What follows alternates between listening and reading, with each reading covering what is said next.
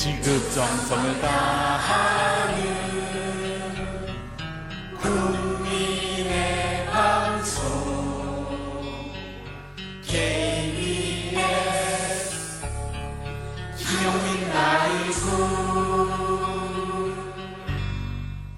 이 프로그램은 여러분의 소중한 수신료로 만들어지고 있습니다. 김용민 라이브 여름방학 특집으로 함께하고 있습니다. 6시 5분부터 합류하신 분들 계시죠? 여기는 들으면 들을수록 똑똑해지는 라디오 김용민 라이브입니다. 평일 오후 5시 5분에 시작해서 7시까지 여러분과 함께 달리고 있죠. 휴가지 어디에서든 깨끗한 음질로 잘 들으실 수 있습니다. 자, 어떻게? 모바일 앱 콩으로 들으시면 됩니다. 그리고 또 라디오로도 들으실 수 있어요. 우리 KBS 1라디오는요, 뭐 라디오 튜닝 하시다 보면은 어디서든 잡힙니다. KBS 1라디오. 라디오로도 많이 들어주시고요. 자, 그리고 팟캐스트에 매일 방송 파일 올라가고 있습니다. 놓친 방송, 다시 듣고 싶은 방송 팟캐스트에서 즐겨주시기 바라겠습니다. 유튜브 KBS 1라디오 계정 들어오시면 영상으로도 함께 하실 수 있습니다. 자, 오늘도 발키리 특별 기획으로 문을 열겠습니다. 세상을 보는 눈을 발키리, 하루에 한 가지 깨달음, 유재일의 발키리, 여름방학에도 훤히 발키리, 특별기획 3부작 국가와 시민사회. 오늘의 이야기는 로마 제국에도 좌파와 우파가 있었다.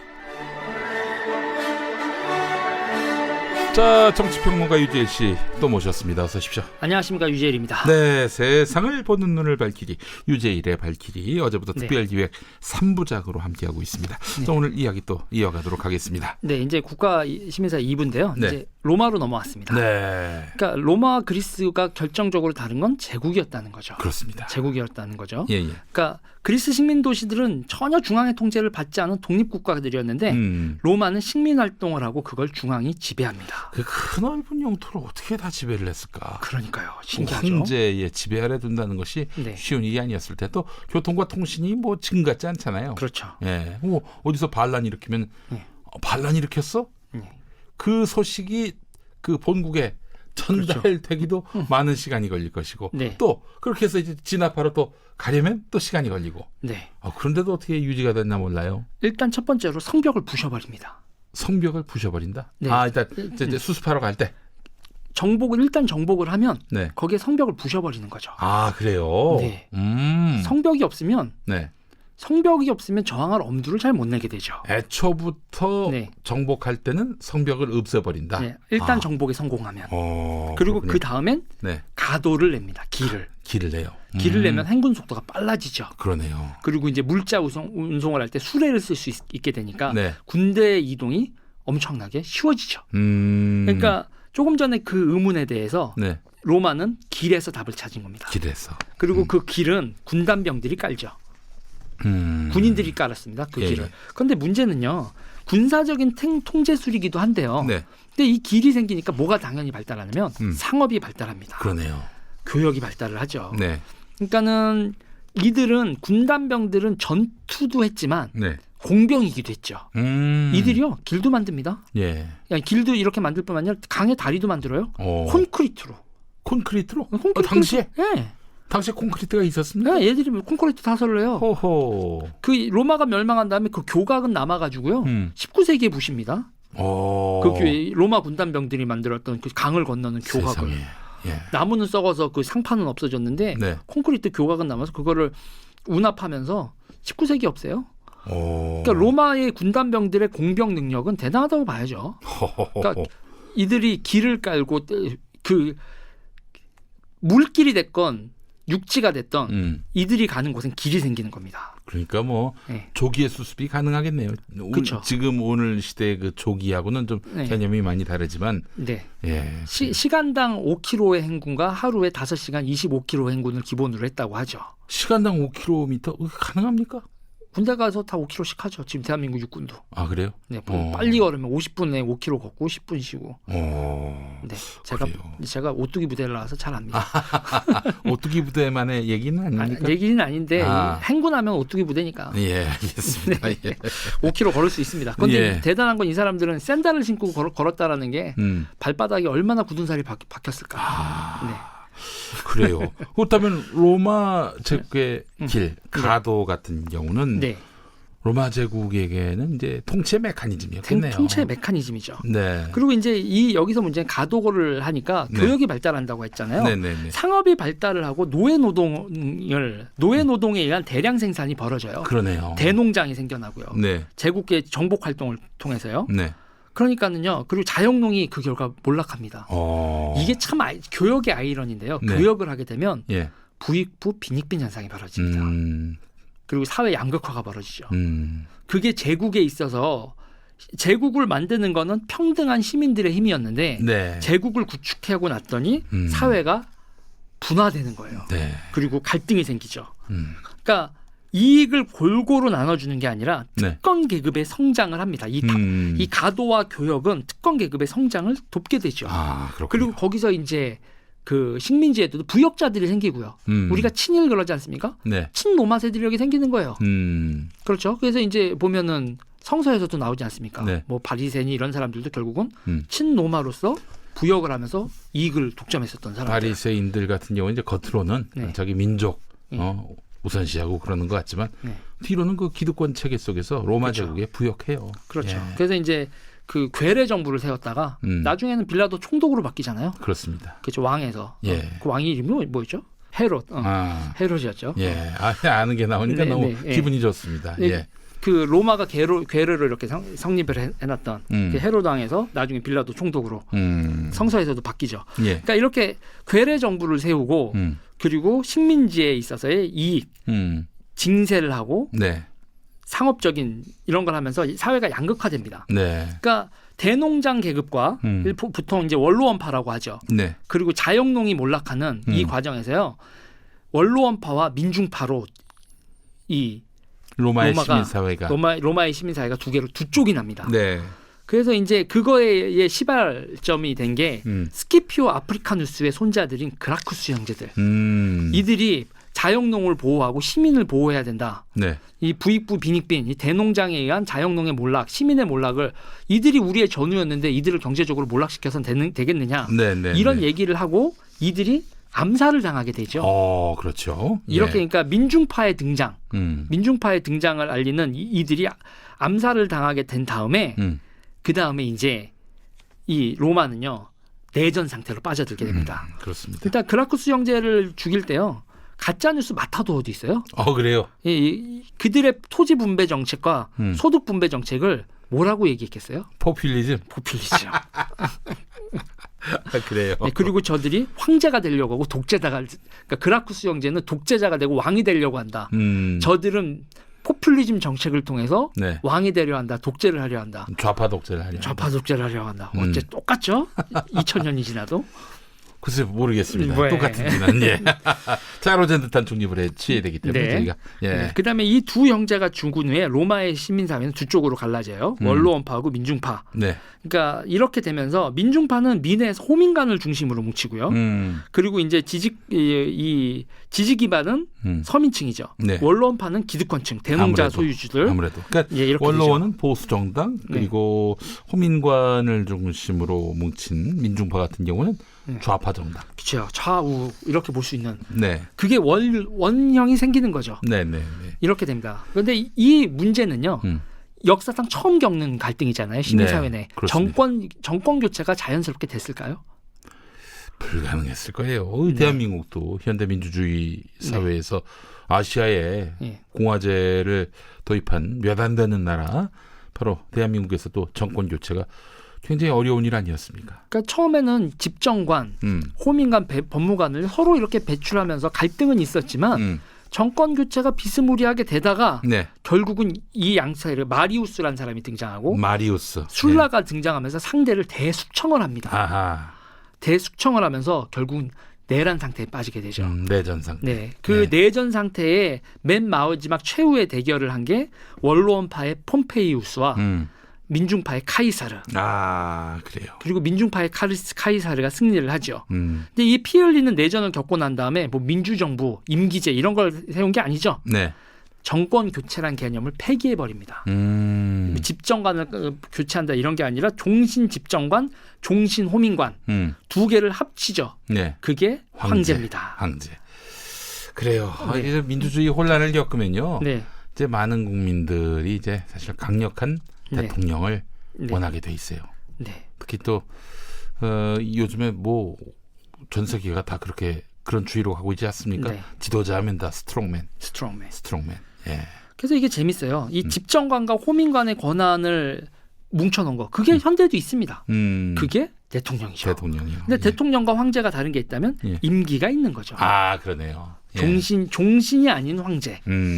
그렇게 됩니다. 그러니까 우리나라는 이제 형식적으로는 대통령과 국무총리가 분리가 돼 있잖아요. 네네. 대통령이 국무총리를 임명하지만, 그런데 총리와 대통령의 권한까지도 하나로 뭉쳐놓은 거. 네. 그걸 뭐라고 부릅니까?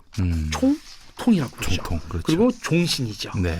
이게 이제 내일 얘기할 3부작에서 현대 정치를 얘기하면서 우리나라의 국가론에 부딪히면서 이 총통, 대통령 네. 이런 개념을 황제와 독재자로 오역한 사람들과 시민사회의 갈등 이게 우리 한국 사회와 이 동북아 정치에서의 핵심이 되죠. 네. 우리가요 그 우리나라 건국을 한다고 했다 단군 신화 있잖아요. 네네네. 단군 할아버지가 터 잡으시고 뭐 이렇게 하잖아요. 이게 우리가 시민사회가 국가를 만든다라고는 우리가 민주주의 이상으로 배우지만 그 전에 많은 경우에는 영웅 대서사시가 건국 신화, 건국의 신화로 이렇게 정착되는 경우가 많습니다. 네. 근데 이게 그냥 고대 얘기냐? 아니에요. 현대까지도요. 네. 건국의 아버지들. 네. 심지어 민주주의 국가들도 다 건국의 아버지들 있거든요. 예, 뭐 조지 워싱턴부터 시작해서 그러네요. 그렇죠. 공산주의 국가는 아직도 모택동, 뭐 호치민 이런 사람들 크게 사진 걸어놓고 이러고 있잖아요. 영묘 이런 게 있지 않습니까? 그 김일성 주석 같은 경우는 네. 솔방울로 수류탄 만드시고 뭐 그런 게 있잖아요. 네, 이게요. 그러니까 현대 국가에서도요. 국가의 형성을 자신 영웅의 권력 투쟁의 과정으로 이해하려고 하는 사람들이 있어요. 그러니까 현대 국가마저도 네. 시민사회가 정부를 구성하는 게 아니라 네. 어떤 영웅이 정부를 만든 거다. 이런 시각들이 있다는 거죠. 우리나라에서도 네. 그 이승만 국부론의 그 요체가 그런 거 아닙니까? 그런 거죠. 알겠습니다. 네. 자, 오늘의 발길이 국가와 시민사회에 관한 이야기 그 두 번째 시간이었습니다. 자, 내일 또 기대가 됩니다. 네. 내일 또 유재일 정치평론가와 만나겠습니다. 수고하셨습니다. 감사합니다.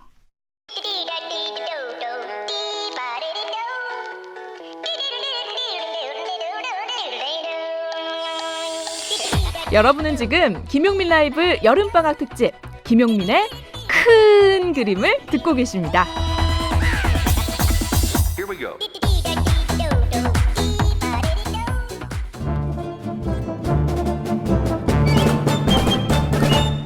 김용민 라이브 여름방학 특집 김용민의 큰 그림 제2화 여름방학에 만나는 책의 맛.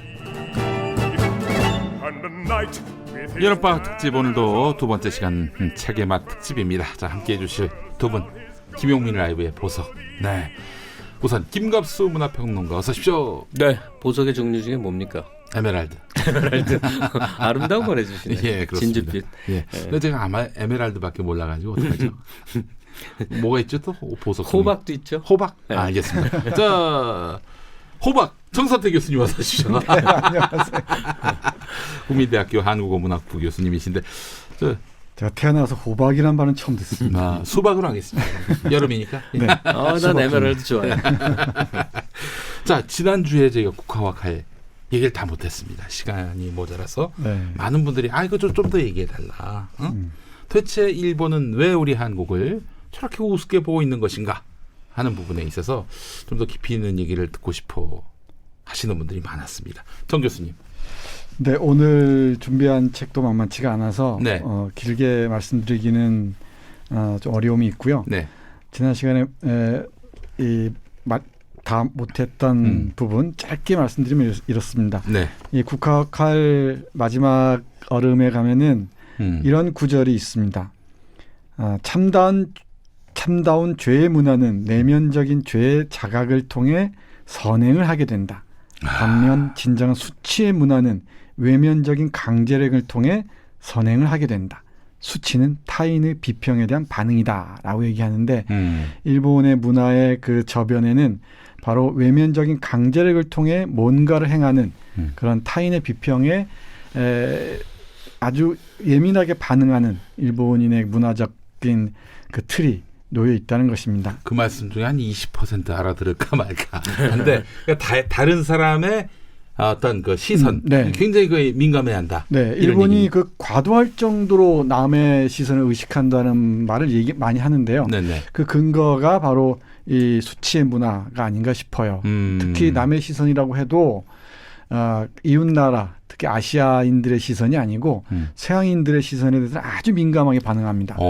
그러면서도 이 아시아인들, 한국을 비롯해서 중국인들의 이 일본에 대한 그 견해나 입장, 비판은 잘 받아들이지 않는 편이죠. 그러니까 죄의 크기가 중요한 게 아니라 네. 수치심을 어떻게 소비하느냐가 더 중요해서요. 네네네. 상대에 대한 최대의 원한, 복수가 때로는 자결로 드러나기도 해요. 자결? 예. 그렇죠. 자결 문화가 그래서 생기는 건데 그러니까 수치를 그런 식으로 이제 그러니까 자기가 느끼는 수치를 그런 식으로 복수한다고 할까요? 뭐 그런 태도도 드러나고 그러는데 요는 뭐 당연히 아시겠지만 루스 베네딕트의 국화칼은 일본을 칭찬하거나 일본을 비하하는 게 아니에요. 네네. 한 문화권의 어떤 특성을 객관적으로 몇 개의 이디엄으로 정리한 책이에요. 네.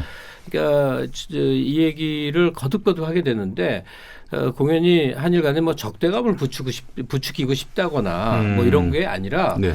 최근에 진행되는 상황을 보면서 저 자신도 지난 한 10년 가까이를 되돌아보게 됐는데 너무나 경계심 없이 일본 문화에 너무나 동화되어 왔었어요. 왜냐하면 섬세하고 좋은 게 너무 많습니다. 근데 그 동화 과정이 이대로 심화되다가는 또다시 어떤 다른 형태의 식민지 과정을 밟겠구나는 아주 큰 두려움을 느꼈어요. 이번 그 아베 정권의 행태를 보면서. 그러니까 식민지가 옛날처럼 무력으로 와서 직접 통치도 있지만 네, 문화 통치. 사실은 간접적인 방식의 맞습니다. 식민지화라는 게 있을 수 있거든요. 예. 예. 그래서 이 루스 베네딕트가 언급하고 있는 예를 들면 이런 표현들 있죠. 네. 일본인은 죄과의 중대성보다는 수치에 무게를 둔다라고 얘기했는데 그러니까 죄과의 중대성에 대해서는 가로 안에 넣어버리고 지금 당장 부끄러운 거 그렇지 않은가 수치스러운 거 아닌가 하면 초점 둔다는 얘기죠. 네. 그 역사적 문제에 대해서 저렇게 둔감한 것도 이 죄의 문화와 수치의 문화라는 이 틀로 이해하면은 많은 부분을 이해할 수 있을 것 같고요. 금방 김갑 선생님 말씀하신 것처럼 일본에 대한 깊이 있는 이해가 없이 서서히 빨려들다 보면은 그야말로 하다가 네. 이 한국과 일본의 차이 자체가 무화되어 버리는 대단히 그 위험한 지점까지 나갈 수도 있다라는 걸 이번 기회를 통해서 다시 한번 깊이 생각하게 되는 거죠. 네, 그 점은 우리가 일본이 나쁘거나 일본이 나쁜 사람이어서가 아니고 일본이 네. 우리가 일본인이 아니기 때문이에요. 영원한 2등 국민, 3등 국민으로 살아갈 수는 없는 것이죠. 네. 더구나 한국의 국가 사이즈가 그냥 아주 단순 수치로 네. 1인당 국민 총생산으로 계산을 해봅시다. 일본이 3위고 우리가 11위예요. 그러면 싸움이 되는 단계가 됐죠. 네. 옛날처럼 100등 바뀌면 어떻게 해볼 수가 없지만 다시 말해서 일본의 경계가 시작된 것이고 우리 경우도 이제는 겨루어야지 어떤 야당의 말처럼 외교적으로 풀어라 특사를 보내라 하는 거는 아베 정권에게 복속하라는 의미 그걸 담고 있는 거거든요. 네. 현재는 대결적 상황이 불가항력적인 팔을 잘라주고 다리를 잘라줄 수는 없는 일이거든요. 네, 네. 약간 그런 상황 속에서 네. 국화 칼은 일종의 기본 도서 같은 것이고요. 근데 수많은 일본론 책이 헤아릴 수 없이 많은데 예. 무엇을 읽었느냐에 따라 그 사람 태도가 굉장히 달라지거든요. 네. 경계하면서 봤으면 좋겠어요. 알겠습니다. 우리 김갑수 평론가께서는 일본 문화 어떤 것들에 몰입을 하셨었어요? 그냥 일본적인 것을 굉장히 좋아하는 사람 유형 중에 하나입니다. 사실은. 예. 그 뭐 종류가 있을 거 아닙니까? 게임도 뭐 있을 미술품들 같은 게 그런 거죠. 미술품들. 그 우에노 공원을 참 많이 갔었어요. 그 스즈키 박물관이라고 가면 상상을 초월하죠. 근데 이게 바로 동화 과정이에요. 그래요. 알겠습니다. 왜 그러세요? 예. 아니 뭐 일본 그림이라고 해서 하트 아니요. 아니 그게 아니고 동양화 아닙니까? 그것도 일종의. 그러니까 일본을 우습게 보는 사람은 그 사람이 우스운 사람인 거예요. 예. 대단한 건 맞죠. 이런 농담이 있죠. 그 세계에서 일본을 무시하는 유일한 나라 중에 하나. 그래서 또 우리가 아니 성장했어요. 또 일본을 그때 또 눌러요. 그러지 않습니까? 그럼요. 아니 다른 경기는 저도 한일전은 이깁니다. 우리 대한민국이. 예. 알겠습니다. 자, 오늘 일본 이야기 잠깐 해봤고요. 지난주 다 못한 국화와 갈 이야기 좀 나눠봤고, 자, 오늘은 말이죠. 여름방학 특집입니다. 그래서 여름방학 때 읽으면 좋을 오늘의 책 제가 소개하는 시간 가지려고 하는데, 자, 교수님 소개해 주시죠. 네, 오늘은 고민을 하다가 여름방학이면은 무엇보다 물장구 치고 수박서리하고 그럴 틈이 없죠. 공부를 열심히 해야 되지 않겠습니까? 그렇습니다. 그래서 좀 진지하게 깊이 있게 읽을 수 있는 한국 소설 골랐습니다. 네. 다 아시는 그리고 많이 읽으셨을 책입니다. 조세희 선생의 난장이가 쏘아올린 작은 공. 난쏘공. 네. 예, 알겠습니다. 저는 이제 초등학교 때 여름방학에 읽었던 책 탐구 생활이 생각이 납니다. 예. 얇지만은 만만치 않은 책이었습니다. 예. 자, 그러나 이제 그런 책이 아니라 난장이가 쏘아올린 작은 공. 오늘 소개해 주시는 난쏘공의 제목을 이렇게 다셨어요. 난장이가 쏘아올린 공은 어디쯤 가고 있을까? 난쏘공이 언제 만들어진 작품이죠? 난쏘공이 단행본으로 간행된 건 1978년인데요. 78년. 이 난쏘공이라는 그 소설집에는 12편의 작품이 수록되어 있습니다. 이 12편이 연작의 형태로 수록되어 있는데요. 그중에 하나가 난장이가 쏘아올린 작은 공입니다. 이 난장이가 쏘아올린 작은 공은 1976년 문학과 지성이라는 그 잡지 겨울호에 실렸습니다. 시대상을 아주 그렇죠. 그 강렬하게 드러내는 그런 작품인데 이게 문학과 지성에도 나오고 책으로도 나오고 박정희 정부 때 그렇습니다. 만만치 않은 일이었을 것 같습니다. 을 중심으로 연재가 될 때 저는 고등학교 때부터 그걸 읽었거든요. 나중에 단행본으로 묶여 나올 때 책 제목이 이제 난장이가 써온 거기에 있는 한 작품 이 제목이기도 해요. 근데 제가 지금 열심히 스마트폰에서 사진을 찾고 있는데 아직 못 찾겠네. 제가 난쏘공이라는 연극에서 수학 선생으로 출연한 사진, 대학교 때 사진이 있거든요. 그게 여기 어디 담겨 있는데 못 찾겠네. 난쏘공 맨 첫 작품이 메비우스의 띠인데 그 메비우스의 띠에 수학 선생이 등장합니다. 나는 도도새야. 그 수학 선생 역을 야학에서 했었어요. 열심히 준비했는데 어느 날 떡 할 수가 없게 됐어. 박 대통령이 죽었다는 거예요. 그러니까 열심히 준비해서 이제 며칠 있으면 하는데 11일이 나버렸어요. 그래서 그때부터 뭐 비상계엄서부터 아주 길고 긴 이제 상태가 있었는데 결국에는 오랜 시간이 흘러서 이제 공연을 올렸고 그때도 장발이었거든요, 제가. 그러셨어요. 뒤에 이렇게 뭐 써놓고 탁자에 이렇게 짚고 있는 그 사진이 제 평생에 아주 굉장히 그 최고의 전성기로 좋아하는 상징할 수 있는 21~22살 때 그렇죠. 좋은 시절이죠. 알겠습니다. 자, 난쏘공 많이들 읽어보셨겠지만은 줄거리 교수님 한번 요약해 주시겠습니까? 줄거리 전에 이 난쏘공은 최인훈 선생의 광장과 함께 그야말로 뭐 초대형 스테디 베스트셀러죠. 그렇습니다. 아마 150만 부가 넘게 팔렸을 겁니다.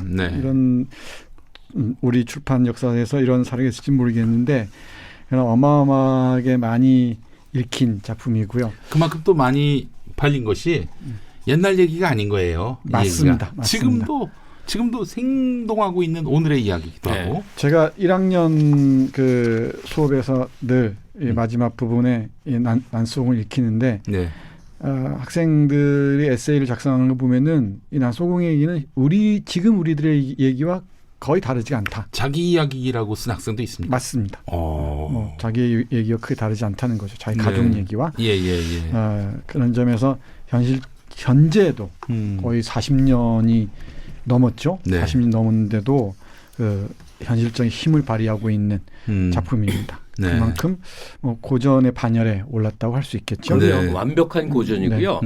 그 한국 현대사의 이제 변곡점들이 있잖아요. 그렇습니다. 그러면 오늘의 우리를 가능하게 한 건 결국 산업화 과정이거든요. 근데 이 산업화가 이제 많은 문제를 분명히 낳았을 거예요. 네. 그랬을 때 그거에 저항한 정치적인 문학이나 민중 문학은 많았으나 네. 난소공은 아주 특별한 지위를 차지해요. 그 얘기 전에 네. 이 산업사회, 산업화 과정을 예. 상징하는 두 개의 키워드가 있다고 생각하시면 될 것 같아요. 하나는 영자, 네. 하나는 난장이에요. 그러니까 난장이는 뭐냐면 산업사회에서 노동자로 아무것도 못 가진 채 살아야 되는 사람들의 이야기. 이걸 조세희가 형상화한 거죠. 네. 오늘 소개하는 책이고. 예. 또 하나는 영자예요. 그때 용어대로 하면 호스테스입니다. 매춘부, 몸 파는 사람들. 네. 시골에서 일자리 찾아 무조건 올라와서 공장을 전전하다가 몸 네. 파는 사람들의 삶으로 전락한 대표 용어가 그 이름이 영자였던 거예요. 영자의 전성시대라는 작품 그렇습니다. 때문에 그런 그러네요. 건데 예. 그러니까 난장이와 영자로 대변되는 70년대에서 뭐 70년대라고 봐야 될 거예요. 왜냐하면 80년대 또 독재 저항으로 시대의 상황이 조금 바뀌는데 네. 어쨌든 초기 산업화 과정에서 우리들이 어떻게 살았는가를 너무나 시적으로 너무나 이렇게 풍요로운 문학적 그냥 드라이한 게 아니라 너무나 뭔가 이렇게 미로 속을 하나의 그 새로운 문학적 자장 안으로 빨려들게 하는 아주 위대한 작품이죠. 네. 이거는 굉장히 많은 찬사를 해도 모자랍니다. 아쉬움이 없는 난소공이 그런 작품이죠. 네. 그러니까 한국 문학이 내용에 치중한 나머지 네. 형식을 조금 소홀히 한 경향이 없지 않습니다. 그러니까 특히 이런 노동 문학에서는 네. 노동자가 중심으로 등장하는 이런 문학에서는 무엇을 초점을 맞췄지 문학을 어떻게 형상화할 것인가에 대해서는 그다지 많은 관심을 기울이지 않았어요. 그런데 우리 이 난소공은 문체 측면에서부터 시작해서 전체 구성에 이르기까지 그야말로 최고 수준의 이 미학적 네. 성취를 보여주는 작품이라고 할 수 있습니다. 네. 간단한 줄거리를 말씀드릴게요. 네. 난장인의 가족 얘기입니다. 네. 아버지가 있고 어머니가 있고 삼남매 영수, 영호, 영희가 있습니다. 혹시 책 읽기 전에 영화를 보실 틈이 있으면은 이 난장이가 쏘는 장공의 영화를 한번 보십시오. 그러면은 이 안성기가 큰아 장남으로 나오는 네. 이 영화가 있습니다. 그리고 명희와 명희 어머니, 지섭 등등이 등장하는데 결국은 이 난장인의 가족 얘기입니다. 네. 난장인의 가족이 어렵게 쌓은 집. 소설에서는 1000년 동안 어렵게 지은 집이라 얘기하는데 네. 그 집이 철거 위기에 놓이면서 이제 소설은 시작합니다. 네. 철거 개고장을 받죠. 예. 그런데 집이 이제 다 사라질 상황에 처해 있죠. 그런 상황에서 이 입주권을 받는데 입주권을 팔지 않으면은 아파트에 들어갈 수가 없어요. 그러니까 입주권을 팔아서 그걸 튀겨서 먹는 부동산 업자들이 있고 그 돈을 조달해야 되는 거 그렇죠. 아닙니까? 그 아파트에 들어가고자 한다면. 그렇죠. 입주권은 한 17, 18만 원인데 아파트에 들어가려면 50만 원 뭐 이렇게 들어가니까 그걸 감당할 수가 없죠. 네. 그 중간을 다 남겨먹는 그 부동산 업자들이 가운데 있죠. 네. 그 과정에서 이 난장이네가 철저하게 뭐랄까요? 몰락하는 그런 상황들을 보여줍니다. 네.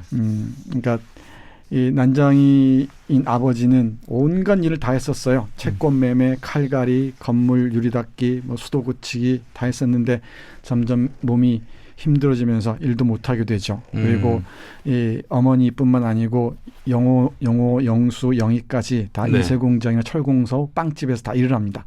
그럼에도 이 삶은 나아질 기미를 보이지 않습니다.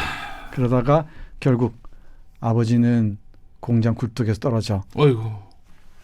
죽고 예. 그리고 영희는 순결을 빼앗기면서까지 입주권을 다시 찾아오는 그 길을 걷고 집안이 한 집 전체가 가족 전체가 비극적인 상황에 처하는 그런 이야기입니다. 근데 제가 정선태 교수의 네. 수업 시간에 들어간 학생이라면 네. 저 교수하고 막 싸울 것 같아. 왜요? 지금 이제 난소공 소개 얘기를 막 들었잖아요. 네. 그러면 가난한 사람의 저 삶의 고단한 얘기를 막 얘기하잖아요. 예. 실제 작품에 있는 얘기고. 예. 근데 저렇게 얘기해버리면 난소공을 말한 게 아니라니까. 난소공의 스토리는 맞는데 네. 그걸 구성한 뭐로 언어로 문장으로 이루어졌을 거 아니에요. 그렇죠. 네. 어떤 문장이냐에 따라 너무 다른데 예. 저는 청소년 시절 예. 고등학교에서 대학교 시절에 난송을 읽을 때 예. 너무나 쾌락적으로 읽었다는 사실이에요. 쾌락적으로요? 예, 양심의 가치가 안 느낍니다. 어떻게 그렇게 그 고통스러운 읽었습니까? 삶의 얘기가 예. 매우 짧은 단문으로 이루어져 있거든요. 네. 그러니까 뭐 제 전공이 시여서 그렇겠지만 네. 거의 시어와 같은 울림을 줍니다. 그러니까 내용은 고통스러우나 읽는 과정은 쾌적해야 된다는 게 이제 문학의 힘이거든요. 네네. 그 이야기 117cm인가 그렇죠? 그 아버지가 아버지가 117cm에 32kg입니다. 그런 체중의 얘기를 하고 뭐 수학 선생이 나는 도도새야 얘기하고 영희의 얘기가 나가는 그 얘기가요. 예. 거의 시어예요. 언어적 쾌감, 예. 언어의 청각적 쾌감 이렇게 막 그걸 읽어 나갈 때. 음. 그러니까 이거는 그야말로 문학의 위대함 같은 걸 안겨주는 건데 그 안에 있는 건 매우 고통스러우나 이 고통스러운 이야기들이 읽혀나가는 그 과정 자체는 언어가 내면에서 이렇게 흔들리면서 그 리듬이 있고 파장을 주고 하는 그 굉장히 큰 그 독서적 쾌락이 있단 네, 말이죠. 우리 그분이 강조돼야 돼요. 오늘 김 선생이 오늘 진도를 앞서가시는 것 같습니다. 아 그런가? 뒤에 다 준비했는데 미리 제가 네, 바로 그 점입니다. 예. 앞에서 잠깐 언급했듯이 예. 바로 짤막짤막한 문장, 예. 단문이죠. 그리고 접속사가 극히 희소합니다. 이 작품 전체에서는. 그리고 그러네요. 이게 몽따주 형식으로 예. 문장들이 구성되고요. 미로를 헤매는 듯이 전체가 구성됩니다. 이 문장의 맛이랄까요? 쾌감은 대단하죠. 예를 들면 이렇습니다. 첫 단락이에요. 네. 이 천국과 지옥으로 묘사하는 부분인데 자신들이 처해 있는 상황을 지옥이라고 얘기하면서 이어지는 문장인데요. 한번 읽어볼게요. 예. 사람들은 아버지를 난장이로 불렀다. 오. 사람들은 옳게 보았다. 아버지는 난장이었다. 오, 진짜 문장이 짧네요. 불안하게도 사람들은 아버지를 보는 것 하나만 옳았다. 음. 그 밖의 것들은 하나도 옳지 않았다. 음. 나는 아버지, 어머니, 영호, 영희 그리고 나를 포함한 5 식구의 모든 것을 걸고 그들이 옳지 않다는 것을 언제나 말할 수 있다. 나의 모든 것이라는 표현에는 5 식구의 목숨이 포함되어 있다. 천국에 사는 사람들은 지옥을 생각할 필요가 없다. 그러나 우리 5 식구는 지옥에 살면서 천국을 생각했다. 단 하루도 천국을 생각하지 않은 날이 없다. 하루하루의 생활이 지겨웠기 때문이다. 우리의 생활은 전쟁과 같았다. 우리는 그 전쟁에서 날마다 지기만 했다. 아. 이건 시입니다, 시. 예, 그러네요. 그리고 대화가 이어질 때는 더 시처럼 보여요. 네. 이게 요즘은 가로쓰기로 판이 나오는데 제가 가지고 있는 이 초판본이 있습니다. 새로 쓰기. 네, 새로 쓰기인데 이걸 딱 펼치면은 예. 여백들이 확 펼쳐집니다. 문장이 짧으니까. 그렇죠. 예. 그 여백들을 어떻게 채울 것인가. 그게 바로 이 난소공을 텍스트로 즐기는, 문장으로 즐기는 아주 깊은 맛이죠. 그 대화 지문 부분만 제가 짧게 읽어볼게요. 울지 마 영희야. 제발 울지 마. 누가 듣겠어? 큰오빠는 화도 안 나? 그치라니까. 아버지를 난장이라고 부르는 악당은 죽여버려. 그래 죽여버릴게. 꼭 죽여. 그래 꼭. 오. 단문으로 스타카토죠. 예. 전체가 그렇게 흘러가는데 이 단문과 단문 속에서 사람들은 그 뭉게구름처럼 생각이 막 피어납니다. 그렇습니다. 짧게 스타카토로 이어지는 지점에서 여백들이 생성되잖아요. 네. 그 여백을 채우는 게 독자들의 몫입니다. 이제. 그 여백을 따라가면서 여백이 어떤 그 울림을 거느리고 있는지 또 어떤 의미를 내장하고 있는지 네. 독자의 몫이죠. 네, 그래요. 참 독특한 문체인데 우리 일상의 문체라고 봐야 될 것 같고 말이죠. 예. 자, 그래요, 교수님. 이제 이 이야기 속으로 우리가 들어와 있는데 냉혹한 현실을 이야기하는데 유쾌하게 풀어간다. 아직은 좀 그 단계까지 가기는 이해 폭이 넓지 못해요. 근데 예. 저는 난소공을 권하고 싶은 사람들이 있어요. 어떤 사람들? 바로 저 같은 사람들, 나이 좀 지그시 이제 먹은 사람들, 산업 시대를 온몸으로 젊은 날 겪은 사람들. 이게 지금 되돌아보면 어떻게 살았나 싶은데요. 근데 그때도 해가 뜨고 해가 지고 즐거움 있고 통기타 치고 노래 불렀다고. 그래서 가난을 반찬 삼았던 시대. 그러니까 많은 미디어들이 어떤 착각을 불러일으키냐면 그 시대를 생지옥인 줄 알아요. 그런데 사회과학적으로 보면 생지옥이 맞는데 그곳에서의 삶에도 하루하루 빵이 있었고 하루하루 술이 있었던 거예요. 그리고 지금 돌아보면 한국 사회는 상상을 초월하게 성장해 있습니다. 인류 역사상 이렇게 단기간에 갑자기 성공한 데는 없어요. 네. 뭐 일본의 성공 400년 동안에 걸쳐서 점차적으로 이루어진 일이라고. 그러니까 우리 경우는 뒤돌아보면 조금은 애잔하고 흐뭇하게 볼 여지가 있어요. 네. 그럴 때 이 난쟁이나 순이나 그때 사람들이 다시 보이면 아마 가슴을 왜 아픈데 쾌감 뭐라 그러지? 왜 가려우면 긁으면 왜 시원해? 뭐 아주 이상한 기분 있죠. 제가 80년대 때 뭐 우리 선배님들 세대는 뭐 당연히 그러셨겠지만은 저희는 폭력이 정당화되던 시대였습니다. 학교에서든 뭐 집안에서든 혹은 뭐 다른 곳에서 네. 일단 뭐 맞는 것은 어떤 일상의 하나의 어떤 그런 사건이었고 뭐 전혀 그것에 대해서 문제 의식도 없었던 그런 시대를 어떻게 살았나 지금 생각해 보면은 인권적 관점에서 보자면 네. 기본권적 관점에서 보면 도저히 견딜 수 없었던 시대였을 것 같은데 그 시대도 또 나름대로 공동체가 있었고 1년 우리가 선배라고 있었고. 1년 후배를 막 엎드려 뻗쳐서 몽둥이 때립니다. 이른바 줄 배트라고 하죠. 줄 배트. 그렇게 해서. 그래도 그 시대는 또 그 나름의 낭만과 또 즐거움과 또 그런 우위가 있었던 것 같고 말이죠. 네. 근데 그 난소공을 그런 식으로도 볼 수 있다 이런 얘기입니까? 그러니까 제 얘기는 네. 그 시절의 슬픔을 되새길 때 그 시절을 알았던 사람, 그 시절을 기억할 수 있는 사람들은 굉장히 감회가 남다를 거예요. 근데 무엇을 어떤 프리즘을 통해서 그 시절을 다시 보느냐인데 이 난소공을 통해서 보면 네. 매우 다릅니다. 그때 시절의 다큐멘터리 같은 르포르타지 같은 걸로 보지 말고 네. 난소공이라는 이 통로를 통해서 보는 건 굉장히 각별할 거예요. 제가 우리 김갑수 선생님하고 방송하면서 그때 때마다 느끼는 건데 저보다 훨씬 젊은 감각으로 문학 작품을 대하시는 저보다 젊으세요. 맨날 나 유치하다고들 지금 저 흉을 보고 앉았는데 예. 저는 어쩐지 엄숙주의자 같고 저도 그래요. 저는 엄숙주의자라는 표현이 있으면 저는 이른바 요즘 PC주의자라는 또 얘기도 있지 않습니까? 폴리티컬리 코렉트. 네. 예, 정치적 올바름.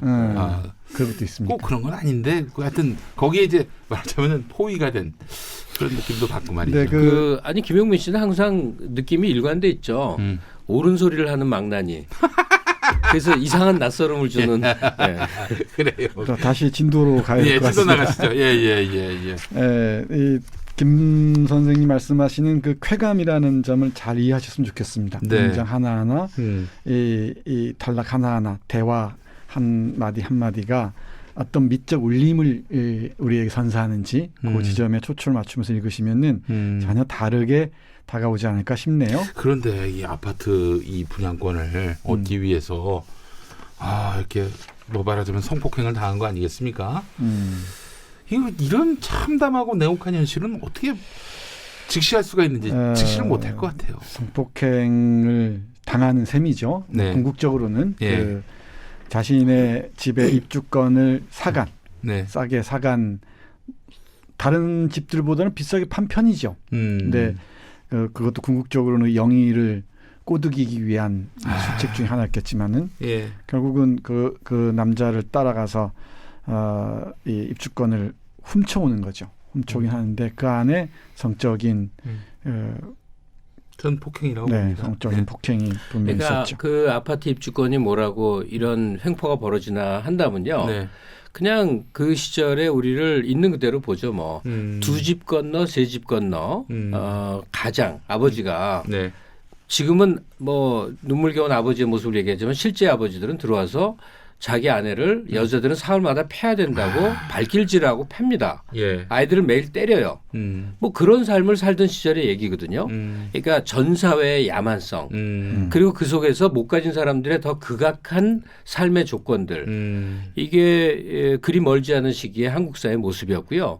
그로부터 30년 지금은 40년쯤 지나서 한국은 세계 최선진국의 이야기를 하고 있거든요. 네. 이 격차라는 게 정말 감당이 안 되는 상황들이 꽤 있습니다. 그럼 감당 안 되는 지점도 있지만 또 제가 이 책을 고른 이유 중에 하나는 기생충이라는 영화 네네네. 포개 보면 어떨까 싶기도 했어요. 아. 또 이것도 우리 김갑 선생님 보시기에는 지나친 엄숙주의적인 독해가 아닌가. 저 엄숙한 사람이에요. 흉볼지 모르겠는데 예. 기생충을 보면서 분명히 말씀하신 대로 어마어마하게 성장한 건 맞는데 여전히 이 반지하의 삶에서 냄새 벗어나지 나는 못하는, 삶. 그 냄새 하나로 극과 극이 갈리는 계급이 갈리는. 그 계급의 극한적인 그 격차, 정말 극단적인 격차가 우리 사회를 힘들게 하고 있다는 점도 이 난장이들의 삶이 연속되고 있지 않는가 하는 그 생각을 거두지 못하게 합니다. 봉준호의 기생충은 그야말로 역설의 영화라고 보거든요. 그렇죠. 착하고 선량하고 순수한 상류층, 네. 야비하고 비열하고 눈속이 많은 하류층. 네. 우리의 이 기본 인식하고 정반대 아니에요. 네. 부유층들은 사악해야 되고 또 하류층도 둘로 나뉘어요. 가난한 사람들은 저기 부자를 동경하는 가난한 사람과 부자에 대해서 결국 뭐 그들의 그 어떤 부의 체계 위에서 결국은 생계를 이어가지만 부자에 대해서는 영화 상당히 기생충 속에서 그 일가족은 네. 분명히 사악한 사람들이죠. 네. 전부 그렇죠. 속임수로 들어가서 예, 둘 다. 예. 예. 그런데 그러고 보고 나면 어떻게 되는 거예요? 그 선량한 사람은 선량해도 되기 때문에 선량인 거예요. 그 뒤가 밑받침되고 있기 때문에 착해도 아무 문제가 없는 사람들이에요. 근데 그 가정교사를 하든 뭐를 하든 이 송강원의 가족은 그렇게 해야만 그 부지를 할 수가 있는 거예요. 그러니까 최종적으로 남는 건 구조의 문제인 거죠. 구조의 영속성. 네. 그리고 어떻게든 그 틈바구니로 올라갈 수도 없는 그러니까 난장이가 써올린 작은 공의 70년대 결과물이 기생충의 사회를 낳았는데 네. 그 극소수 위에 올라가 있는 층하고 기생충이 되어야만 하는 가족의 이 대비를 네. 굉장히 극명하게 느낄 수 있는 게 한국 사회죠. 네, 맞습니다. 그 연장선상에서 바로 이 지옥을 벗어날 수 있는 길은 없는가라는 질문이 자연스럽게 네. 대두하는데요. 우리 난소공에 따르면 이렇습니다. 딱 표현이 이렇습니다. 공부를 하지 않고는 우리 구역에서 벗어날 수가 없다고 생각했다.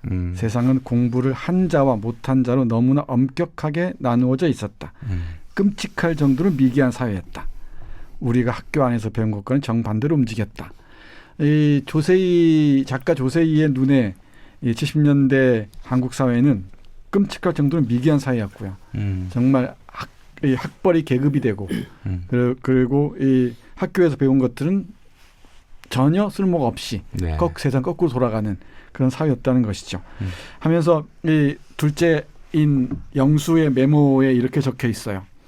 폭력이란 무엇인가? 총탄이나 경찰 곤봉이나 주먹만이 폭력이 아니다. 우리의 도시 한 귀퉁이에서 젖먹이 아이들이 굶주리는 것을 내버려 두는 것도 폭력이다. 그리고 햄릿을 읽고 모차르트의 음악을 들으면서 눈물을 흘리는 교육받은 사람들이 이웃집에서 받고 있는 인간적 절망에 대해 눈물 짓는 능력은 마비당하고 또 상실당한 것은 아닐까. 이런 그 형의 메모를 읽는 부분이 있는데 기생충을 보면서 이 난소공의 이 사회에서 기생충의 사회까지 정말 어마어마한 물적인 점프가 있었는데도 네. 비약이 있었는데도 그 구조적인 문제는 크게 변화하지 않았다는 것. 네. 이게 근데 이제 남는 문제는 난소공 시절의 삶이라면 우리는 모두가 투쟁해야 돼요. 근데 지금의 삶의 환경은 매우 다르잖아요. 왜냐하면 모두가 명문대를 갈 수 없고 모두가 강남 상류층이 될 수도 없고 그런 사회는 이 지구상에 존재하지 않으니까. 그래서 정반대 사회주의 실험을 해봤는데 그거는 폭망을 했고 70년 실험을 했지만 그건 안 된다는 게 입증이 됐어요. 네. 그러면 지금 시스템 내에서 총량적인 부 내에서 내가 차지하고 있는 부와 위치에 만족하는 어느 정도에 만족할 수 있는가? 한국은 지금 누구도 승인복하지 않고 만족하지 않습니다. 분노에 가득 차 있거든요. 네.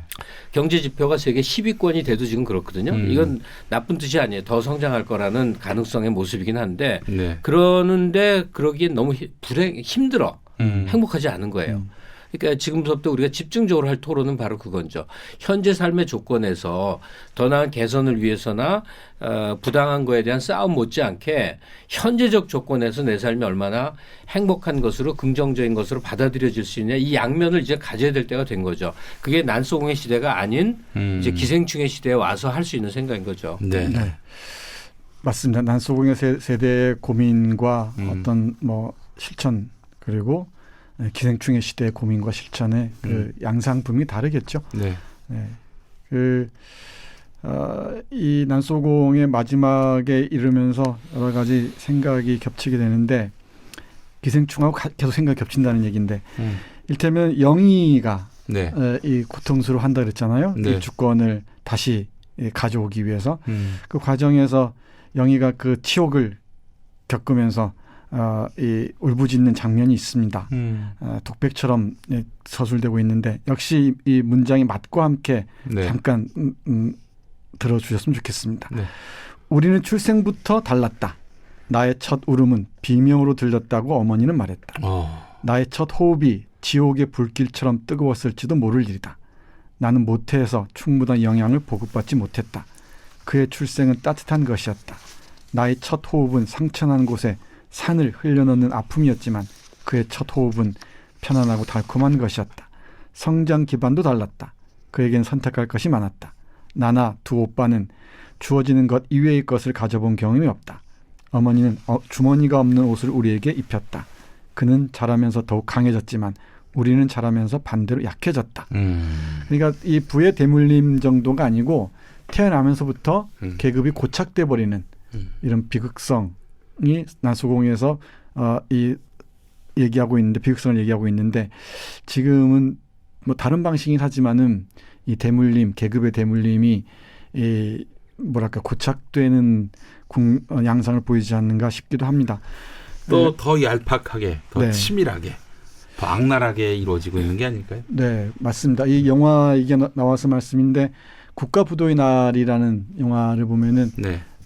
그 당시 90년대 중반이죠. 네. 중반에 한국 사람들의 80% 넘게 스스로를 중산층이라고 인식했다고 하잖아요. 네. 지금 보십시오. 스스로를 중산층으로 인식하는 사람이 얼마나 될지. 그 퍼센테이지를 정확히 모르겠습니다만은 20-30%가 안 될 거래요. 사라졌어요. 네. 양극화되면서. 그건 이 양극화가 대단히 심각한 문제를 아니할 수 없는데 제가 우려하는 것은 이 양극화 문제가 심화할수록 정치적인 선택과 밀접하게 연동될 수 있다는 것이죠. 네. 이 양극화를 넘어서지 못하면은 저는 정치적 파시즘의 계절이 도래할 것이라고 생각을 해요. 그런 걱정 많이들 합니다. 예. 알겠습니다. 오늘 난소공을 통해서 난장이가 쏘아올린 작은 공을 통해서 만들어지던 70년대 또 오늘의 시대를 우리 함께 통섭해봤습니다. 예. 자, 여름방학 특집이었는데 굉장히 깊이 있는 대화를 또 비교적 좀 시간을 들여서 나눠보니까요. 배가 부릅니다. 네. 예. 그 난소공의 저자 조세희 선생이 지금 70대 중반쯤 돼 있더라고요. 네. 네, 42년생이십니다. 네. 그 우리가 이제 더 풍요롭고 좋은 사회로 가는 것 중에 하나가요. 예. 존중해 주는 걸 존중해야 될 걸 존중하는 건데 예컨대 조세희 선생 같은 사람의 족적은 그야말로 한국 문학의 위대한 한 흔적이거든요. 네. 그러니까 조세희 선생을 좀 더 아끼고 기리는 무언가가 사회적으로 좀 있으면 좋겠어요. 뭐 지나간 한때 그냥 옛날 유명 작가 그런 거 아니거든요. 예, 맞습니다. 알겠습니다. 자, 책의 맛 여름방학 특집으로 함께했습니다. 자, 우리 김갑수 선생님께서 마지막으로 오늘의 음악 알려주시면은 이 난소공이 나와서 막 팔리던 때 늘 듣던 노래 중에 하나인데 다 아실만한 노래예요. 난 이 도시가 너무 싫어. 그러니까 난소공의 그 산업 환경이 너무 싫어서 저 시골로 가고 싶다고 외치는 엘튼 존의 Goodbye Yellow Brick Road. 조영남의 도시여 안녕. 그런 줄 알았습니다. 예. 노래만 하고 정작 엘튼 존은 안 가죠. 예, 알겠습니다. 자, 엘튼 존 노래 들으면서 두 분 보내드리겠습니다. 책의 맛 함께해 주신 김갑수 문화평론가 정선태 국민대 교수 수고하셨습니다. 네, 고맙습니다.